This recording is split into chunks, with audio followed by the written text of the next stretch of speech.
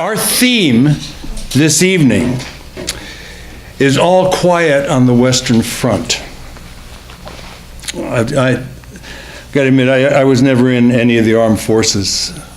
Some of the guys I went to high school with went into the service, but I didn't know any of them very well, and so I don't have any stories from them.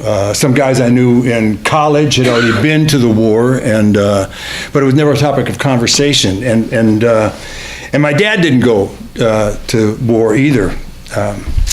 He was around World War II, and he didn't go to war either. So all I really know about war is what I've seen in the movies. And war movies are pretty much about heroes, yeah.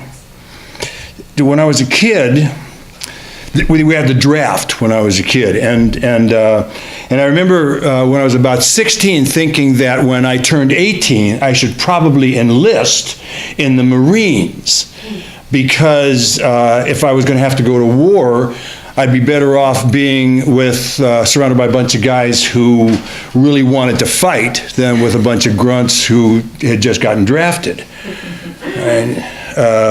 Because I wanted to be with the heroes. But when the time actually came around for me to be drafted, I did everything I could to get out of it. I even checked into a mental hospital for a while. And when that day came for my pre-induction physical, that's the physical that you would take the day before you would go into the service. And the first thing you do is you fill out these forms, and I checked every box that made it look like I was crazy so that they would have to take me into the psych room. And then in the psych room, I tried to be all depressed and shit, and it made no difference. The guy just passed me right on through. And then we're standing around in this big room. There's about 40 of us, and we're all standing around a big circle in this room with no clothes on, and doctors are walking around looking in our different orifices. And this one doctor comes up to me, and he listens to my chest, and he says, "Do you have asthma?" And I said, "Oh yeah." And he said, "Well, what do you take for it?" And I said, "I don't take anything for it." He says, "Your doctor doesn't give you anything for it?" I said, "Well, I don't have a doctor." He says, "Well, you got to go see a doctor. You can't be in the Army with asthma." And so I got a 6-month pass to get treatment, and then I was supposed to show up again for another physical, but I never did. So I'm no hero. And I'm all right with that. When I was a little elementary school kid, we used to play war in my best friend Roger's backyard. We even dug a bunker into this embankment in his backyard. It was about a 4-foot tunnel into a chamber that was big enough for about 3 of us to huddle inside.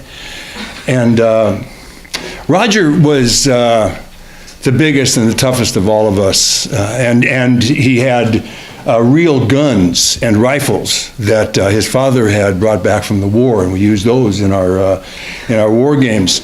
But Roger always just wanted to be a private. And so we all just wanted to be privates. I don't remember any heroism in any of our war games. What I remember is following orders, hunkering down in this bunker, and crying, really truly crying when one of our friends would get killed, or even more, crying when one who we thought had been killed would come back to us. Roger got out of going into the Army too, and he did it the same way that Arlo Guthrie did in Alice's Restaurant. He went into that same psych room and said, "Yeah, fuck it, just give me a gun. Just give me a fucking gun. I don't give a shit. Just give me a fucking gun. I'll kill myself here, kill myself there. Just give me a fucking gun." So they didn't. Tomorrow, well, actually today, we celebrate the the last day of World War I. The day the main character in All Quiet on the Western Front dies. Is he the hero of the movie? It takes quite a while to even figure out who the main character of the movie is. And